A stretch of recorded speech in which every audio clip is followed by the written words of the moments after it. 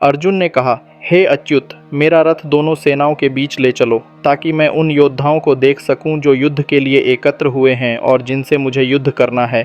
मैं उन लोगों को देखना चाहता हूं जो दुर्योधन को प्रसन्न करने के लिए युद्ध में भाग ले रहे हैं। संजय ने कहा, हे भरतवंशी, अर्जुन के इस निवेदन पर श्री कृष्ण ने उसका रथ दोनों सेनाओं के बीच खड़ा कर दिया। वहां भीष्म, द्रोण और अन्य प्रमुख योद्धाओं के सामने रखकर श्री कृष्ण ने कहा, हे पार्थ, देखो इन कुरुवंशियों को। तब अर्जुन ने अपने दोनों पक्षों में खड़े पिता, दादा, गुरु, मामा, भाई, पुत्र, पोते और मित्रों को देखा। इस प्रकार अपने संबंधियों को दोनों सेनाओं में खड़ा देखकर अर्जुन अत्यंत करुणा से अभिभूत हुआ और उसने कहा, हे कृष्ण, अपने स्वजनों को युद्ध के लिए उत्सुक देखकर मेरे अंग शिथिल हो रहे हैं और मेरा मुख सूख रहा है।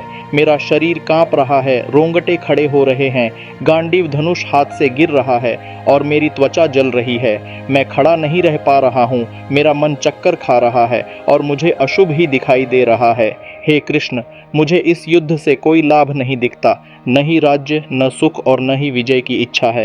हे गोविंद, राज्य, सुख और जीवन से हमें क्या लाभ, जब जिनके लिए हम इन्हें चाहते हैं वे सब युद्ध भूमि में खड़े हैं। गुरु, पिता, पुत्र, पितामह, मामा, पौत्र, ससुर और अन्य संबंधी, ये सब अपने प्राणों और धन की इच्छा छोड़कर खड़े हैं। हे माधव, मैं इन्हें मारकर राज्य या सुख नहीं चाहता। हे जनार्दन, यदि मुझे तीनों लोक भी मिल जाएं तो भी मैं इनसे युद्ध नहीं करूंगा, फिर पृथ्वी के लिए तो कभी नहीं।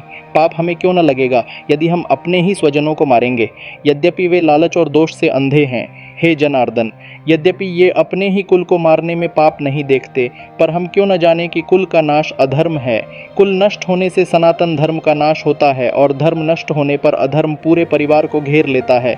अधर्म बढ़ने से स्त्रियां दूषित होती हैं और स्त्रियों के दूषित होने से अवांछित संतान उत्पन्न होती है। वर्ण संकर परिवार और कुल के नाश का कारण बनते हैं। ऐसे परिवार न तो पितरों को तर्पण कर पाते हैं और न ही देवताओं को।